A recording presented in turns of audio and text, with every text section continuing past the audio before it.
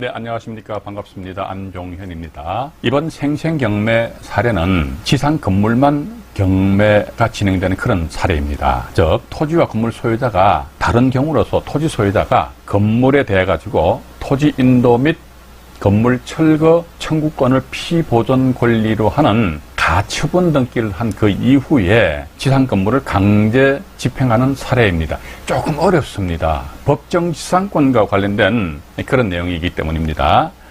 칠판에 의해서 설명을 드리고 그 다음 경매 정보지를 첨부해 가지고 추가적으로 말씀을 드리도록 하겠습니다. 먼저 칠판에 의해서 말씀을 드리도록 하겠습니다. 자, 이번 강의가 3강입니다. 바로 직전 2강 같은 경우는요, 지상의 건물만 경매가 넘어왔는데 그 건물이 공동주택이 아니고 단독주택이었습니다. 그런데 이번 사례는 공동주택의 경우를 예를 들어서 말씀을 드리도록 하겠습니다. 자, 칠판을 보시지요. 그러니까 토지 소유자가 A였습니다. 지상의 건물도 역시 A라는 사람이 소유권을 가지고 있었겠지요. 여기서 갑이라는 사람이 토지와 건물에 대해서 공동으로 저당권을 설정을 하였습니다. 그 뒤에 지상 건물 멸실되고 새로운 건물이 신축되었습니다. 이러다 보니까 토지는 여전히 A 명의로 되어 있고 지상의 건물은 옛날에 구건물이죠. 구건물을 하고는 동일성을 결여하는 새로운 건물이 신축되었다는 것입니다. 역시 이제 이 지상 건물도 A 거로 이제 우리가 이제 가정을 하자 이거죠.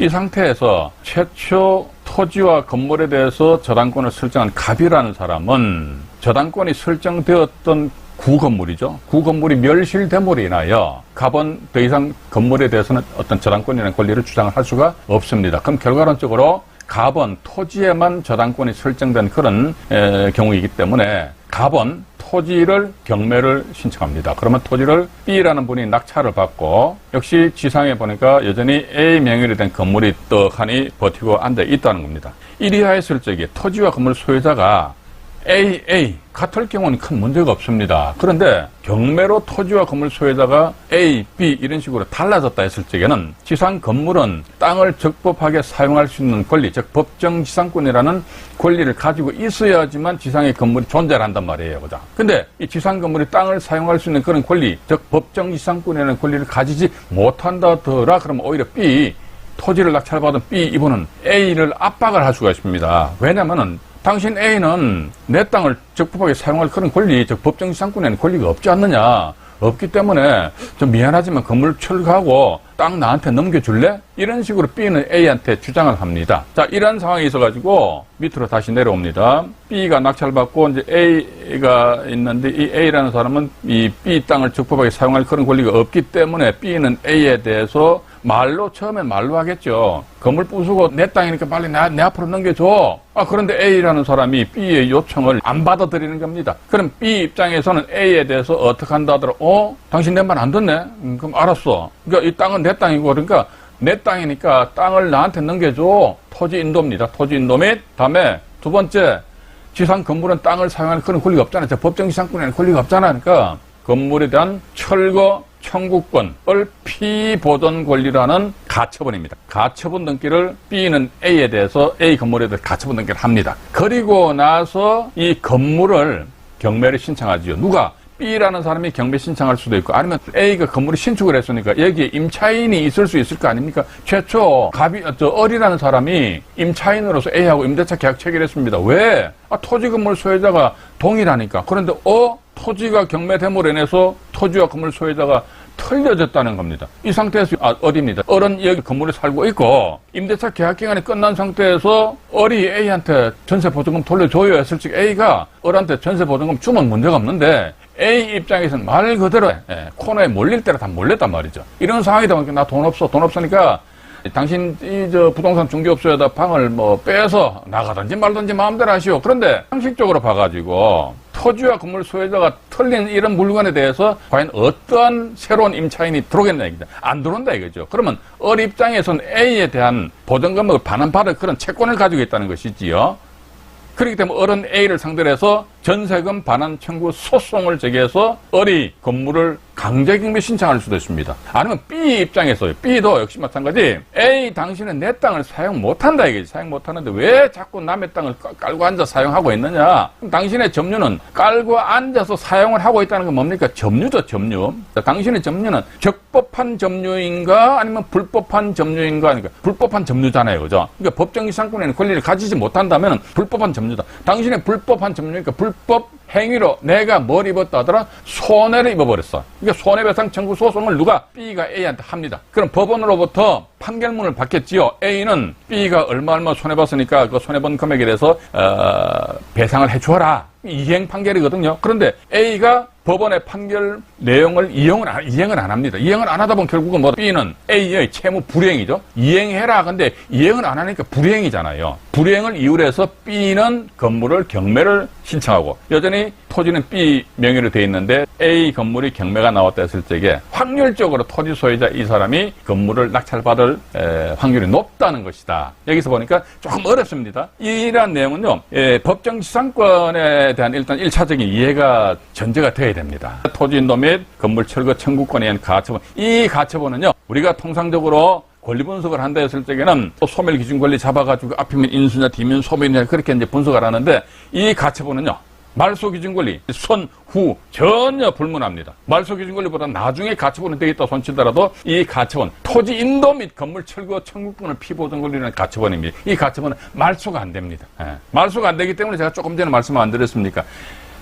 특별한 경우가 있지 않는 한은 이 지상 건물은 B라는 사람이 들어가서 낙찰을 받을 수밖에 없다. 그것도 아주 저렴한 금액으로 낙찰을 받을 수 있지 않겠느냐 하는 그런 생각을 해봅니다. 이제 우리 생생경매 8페이지 나와 있는 자료입니다. 참고로 이 생생경매 교재는요, 제가 운영하고 있는 네이버 카페입니다. 건강한 부자 클럽입니다. 이 생생경매 교재를 그대로 올려놨기 때문에 필요하신 분들은요, 이 카페에 방문하셔가지고 참고를 하시면 되실 것 같습니다.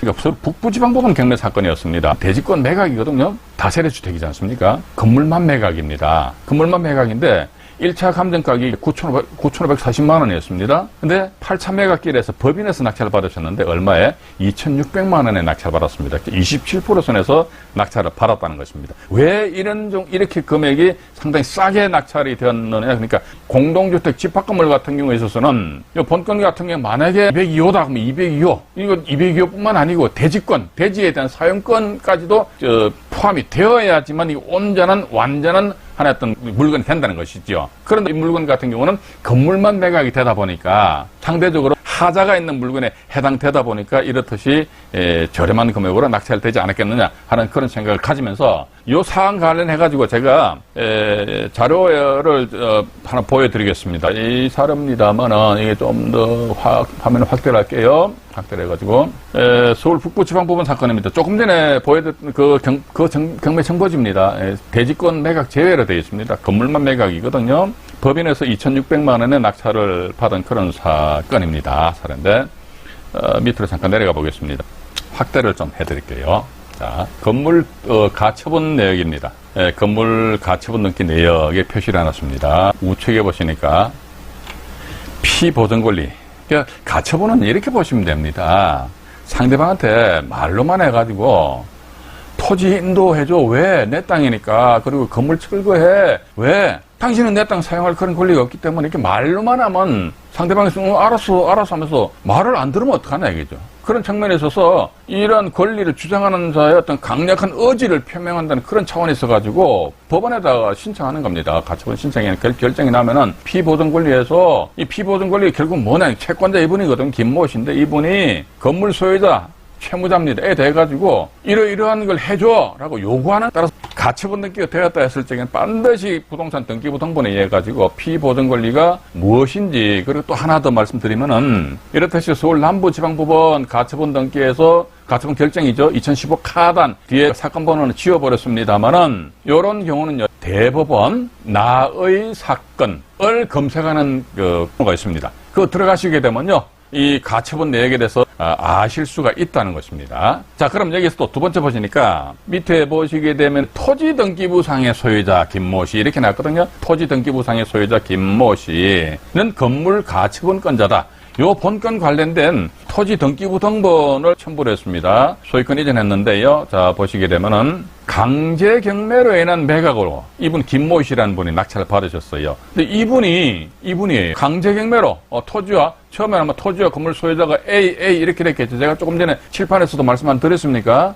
근데 이게 경매가 진행이 되다 보니까 토지만 경매가 진행되다 보니까 이거를 김모 씨라는 분이 토지를 낙찰 받으셨어요. 그리고 나서 지상의 건물 A 명의로 되어 있는데 보니까 지상 건물은 땅을 사용하는 그런 권리가 없다 이거죠. 따라서 김모 씨는 A 건물에 대한 요건 건물에 대한 등기입니다. 건물에 대해 가지고 피보전 권리에서 건물 철거 명도 및 토지 인도 청구권을 피보전 권리라는 가처분 등기를 하고 나서 그 다음에 경매가 진행되고 이리하였을 경우 특별한 경우가 있지 않는 한은 지상 건물은 토지 소유자가 취득할 확률이 상대적으로 높지 않겠느냐 하는 그런 말씀을 드려보고 싶습니다. 자, 이번 시간에는요, 토지를 제외한 지상 건물만 경매된 경우로서 이 본건 같은 경우는 이제 다세대 주택입니다.에 대해서 말씀을 드렸습니다. 구독과 좋아요, 알림 설정은 저에게 큰 힘이 됩니다. 이상 안종현이 말씀드렸습니다. 네, 고맙습니다.